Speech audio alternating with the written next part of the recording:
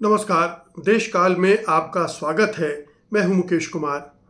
दोस्तों, पाकिस्तान अब एक ऐसा कदम उठाने जा रहा है जिससे भारत के कान खड़े हो जाने चाहिए, उसकी समस्त इंद्रियां जाग जानी चाहिए, क्योंकि अब वो भारत के हिंद महासागर में घुसपैठ करने जा रहा है, दखल देने जा रहा है।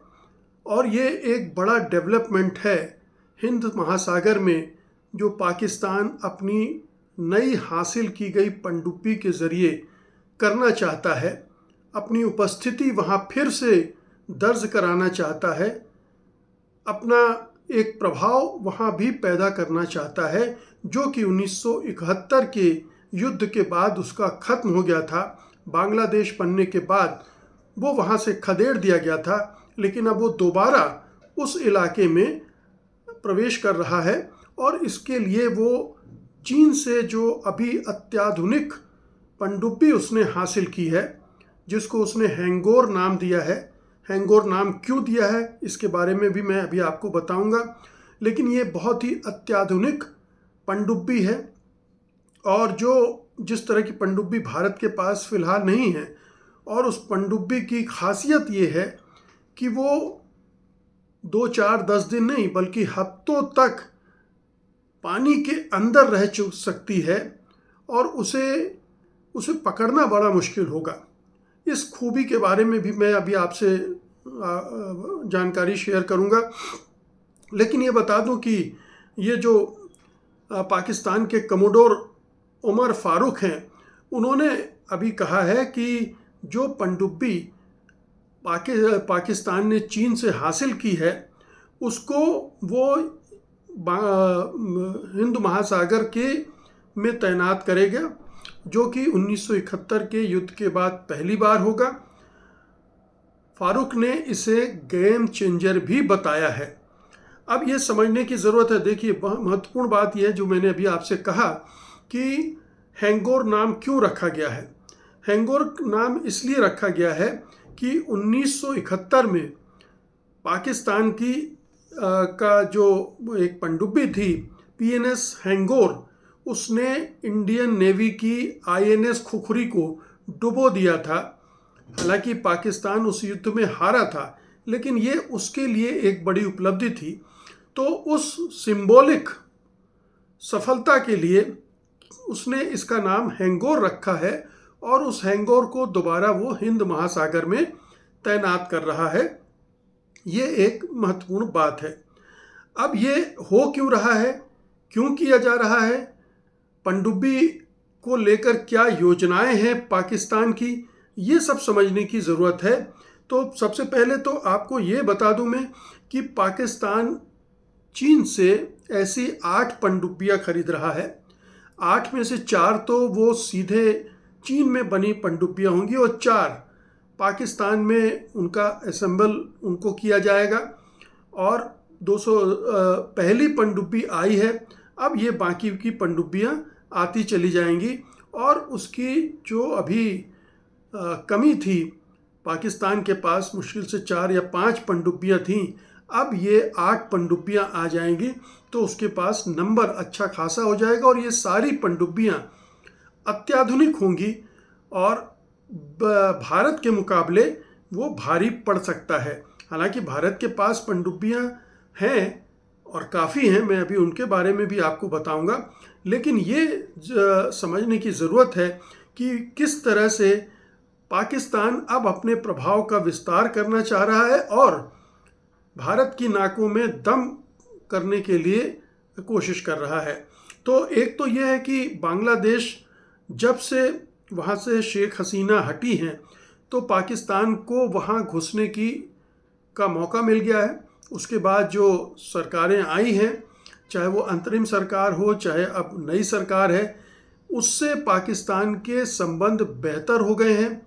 सैन्य समझौते भी प्रगाढ़ होते जा रहे हैं। दोनों देशों की सेनाओं ने साझे सैन्य अभ्यास बढ़ा दिए हैं, और ये माना जा रहा है कि अब बांग्लादेश को पाकिस्तान जहाज बेचने की भी पेशकश कर चुका है। तो पाकिस्तानी जहाज बांग्लादेश की सेना में हो सकते हैं। ये भी एक संभावना खुल रही है। तो पाकिस्तान बांग्लादेश दोनों बहुत करीब आ रहे हैं और इसे इस तरह से भी देखना जाना चाहिए कि चीन का क्या रोल है इसमें, क्योंकि हम सब जानते हैं कि बांग्लादेश में चीन अब अपनी पैठ बना रहा है। बांग्लादेश भी चीन की तरफ झुक रहा है क्योंकि भारत की मोदी सरकार के साथ उसके संबंध बहुत ख़राब हो गए हैं। बार बार वो बांग्लादेशी का मुद्दा उठाकर उन्होंने दोनों देशों के रिश्ते ख़राब कर लिए हैं। और दूसरे मुद्दे भी, जो बांग्लादेश में हिंसा हुई, वहाँ हिंदुओं को मारा गया, उसको लेकर भी ज़रूरत से ज़्यादा जो दुष्प्रचार भारत में हुआ, उसकी वजह से भी बांग्लादेश में भारत विरोधी भावनाएं भड़की हैं। तो एक तरफ तो भारत और बांग्लादेश के संबंध खराब हुए हैं, दूसरी तरफ चीन और बांग्लादेश के संबंध बेहतर हुए हैं और पाकिस्तान बांग्लादेश के संबंध बेहतर हुए। तो ये तिकड़ी एक बन रही है बांग्लादेश में, पाकिस्तान, बांग्लादेश और चीन, और ये तीनों मिलकर भारत को अगर घेरने की कोशिश कर रहे हैं तो इसमें कोई हैरत की बात नहीं होनी चाहिए। अब सवाल उठता है कि अगर केवल चीन ही इसके पीछे है या अमेरिका भी हो सकता है, क्योंकि अमेरिका के इंटरेस्ट भी पाकिस्तान में है। पाकिस्तान को अपनी मुट्ठी में रखने के लिए, पाकिस्तान का इस्तेमाल करने के लिए, पाकिस्तान जो कुछ कर रहा है उससे अमेरिका भली भांति वाकिफ़ है।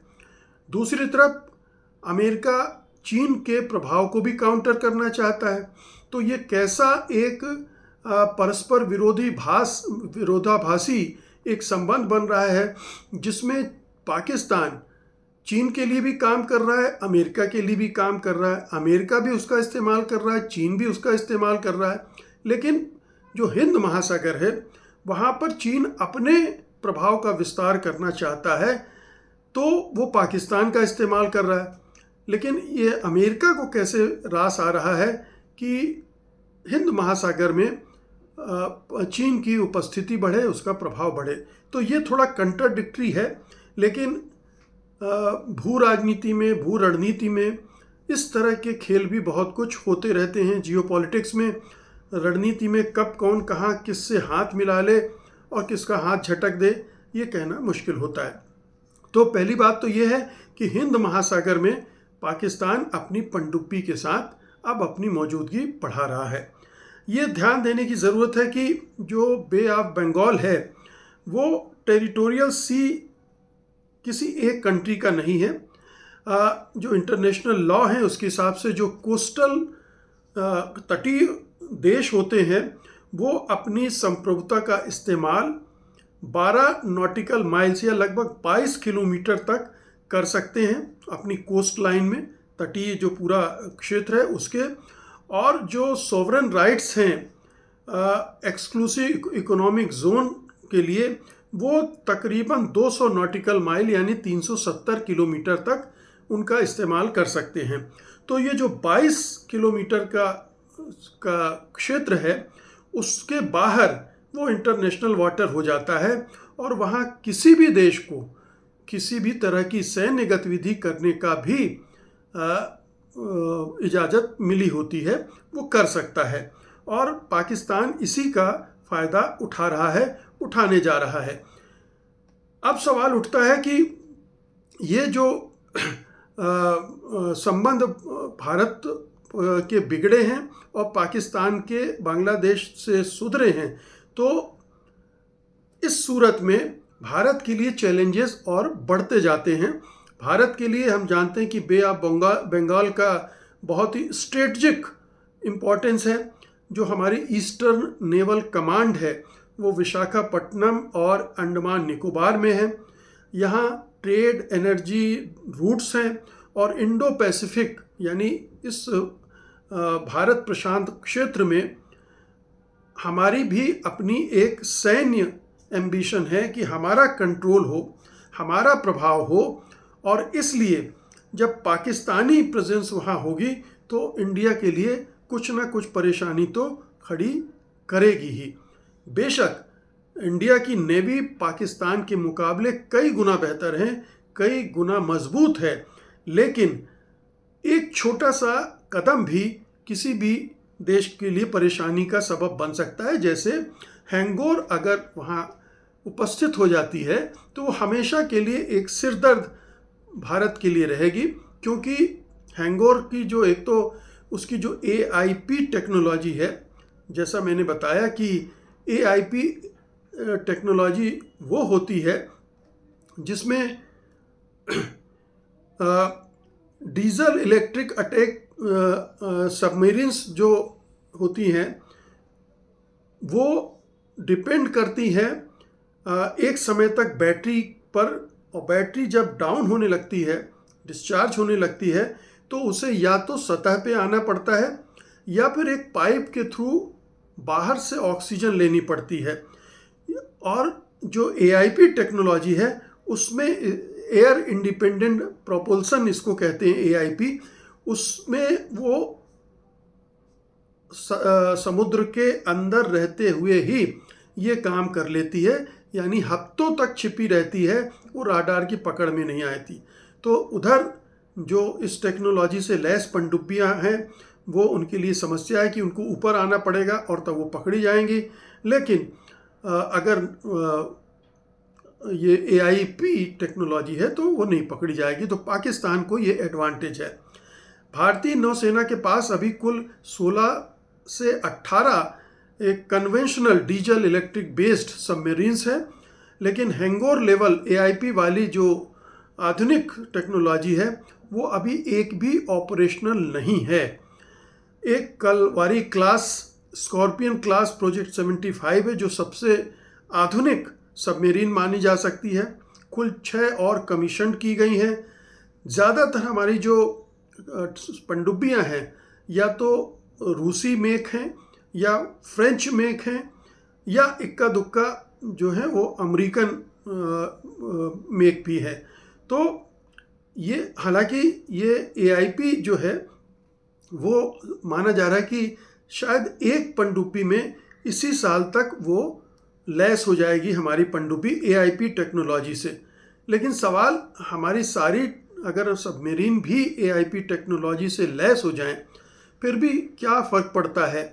हम तैयारी के मामले में बेशक हम पाकिस्तान से आगे निकल जाते हैं, लेकिन बंगाल की खाड़ी में उसका आ जाना ही हमारे लिए एक सिरदर्द पैदा करता है। हमेशा के लिए एक हमें निगरानी उस पर बैठानी पड़ती है जो अभी तक नहीं हो रही थी।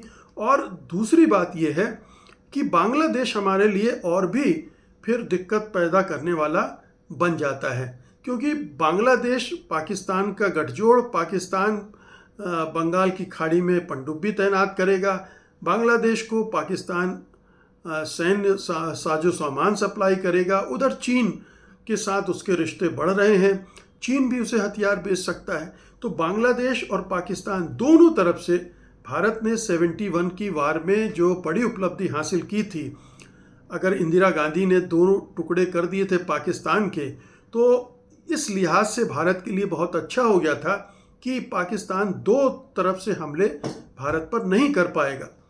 लेकिन अब फिर से वो 1971 वाली स्थिति की तरफ बांग्लादेश बढ़ रहा है, और ये मोदी के काल में हुआ है। प्रधानमंत्री मोदी और उनकी सरकार ने जिस तरह से बांग्लादेश के साथ अपने संबंध खराब किए हैं, एक तरह से बांग्लादेश को हमने पुश कर दिया है, धक्का दे दिया है पाकिस्तान के साथ जाने के लिए और चीन से की शरण में जाने के लिए, और ये हमारे लिए एक मुसीबत बनता जा रहा है। तो कहने का मतलब ये है कि पाकिस्तान भारत को परेशान करने के लिए, भारत को दिक्कत में डालने के लिए, या यूं कहें कि ये तो उसके पक्ष से देखें तो भारत के खिलाफ अपनी रणनीति को मजबूत करने के लिए नई नई चालें चल रहा है। और जो बंगाल के खाड़ी में वो अपनी तैनाती कर रहा है, ये उसी रणनीति, उसी चाल का हिस्सा है। और इसमें अगर दो महाशक्तियां एक साथ काम कर रही हों तो कोई हैरत की बात नहीं है। दिक्कत यह है कि भारत के साथ अभी कोई एक भी महाशक्ति नहीं है, यहाँ तक कि रूस भी पूरी तरह से भारत के साथ नहीं है। तो अब भारत और भी अकेला और भी ज़्यादा घिरता जा रहा है, और ये भविष्य के लिए भारत को कमज़ोर करेगा। एक क्षेत्रीय स्तर पर जो आप चाहे वो आर्थिक महाशक्ति के रूप में उभर रहे हों, चाहे सैन्य महाशक्ति के रूप में उभर रहे हों, दोनों स्तरों पर आप भारत का जो पतन हो रहा है, इन 12-13 सालों में लगातार होता रहा है, वो हमें ऐसी जगह पर ले जाकर खड़ा कर रहा है जहाँ पर कोई भी हमें दबाव में ला सकता है, हमारा इस्तेमाल कर सकता है और भारत को मजबूर कर सकता है अपने हिसाब से चलने के लिए। तो ये एक बहुत ही विचित्र परिस्थिति बन रही है, जिसके केवल संकेत हैं। इसे पाकिस्तान की जो ये तैनाती होने वाली है, इसे केवल एक इंडिकेशन मानिए, क्योंकि आने वाले दिनों में ये और भी बढ़ेगी। अभी एक पनडुब्बी तैनात हुई है, कल को कोई जलपोत युद्धपोत भी तैनात हो सकता है। बांग्लादेश में नई तरह की तैनाती देखनी पड़ सकती है। तो आने वाले दिनों में क्या होगा हम नहीं कह सकते हैं, लेकिन ये ज़रूर है कि पाकिस्तान ऑपरेशन सिंदूर के बाद से ज़्यादा आत्मविश्वास से भर गया है, क्योंकि दो महाशक्तियाँ उसके साथ हैं और उसका फ़ायदा वो भारत के खिलाफ उठाने जा रहा है, लगातार उठा रहा है। और इसके बाद अगर कुछ और इस तरह के कदम हमें, चाहे बंगाल की खाड़ी हो, चाहे अरब की खाड़ी हो, या किसी दूसरे फ्रंट पर देखने को मिले, तो हमें हैरत नहीं होनी चाहिए। और इसके काउंटर में अगर हमारी सरकार कुछ ज़्यादा ना कर पाए, तो इसमें भी हमें हैरत नहीं होनी चाहिए, क्योंकि जो सरकार, जो प्रधानमंत्री केवल चुनाव लड़ने और चुनाव जीतने और सत्ता में बने रहने पर अपना ध्यान केंद्रित करता हो, वो इन सब मामलों की ना तो ठीक से समझ रखता है और ना ही समय रहते कोई कदम उठाने की समझ और हिम्मत रखता है। तो ये तो एक तरह से हम अपनी नियति को प्राप्त हो रहे हैं। जब तक कि केंद्र सरकार के स्तर पर कोई बदलाव ना हो, उसके सोच में, उसकी दृष्टि में बदलाव ना हो, तब तक किसी बेहतरी की उम्मीद नहीं की जा सकती है। बहुत बहुत शुक्रिया आपका। धन्यवाद। नमस्कार।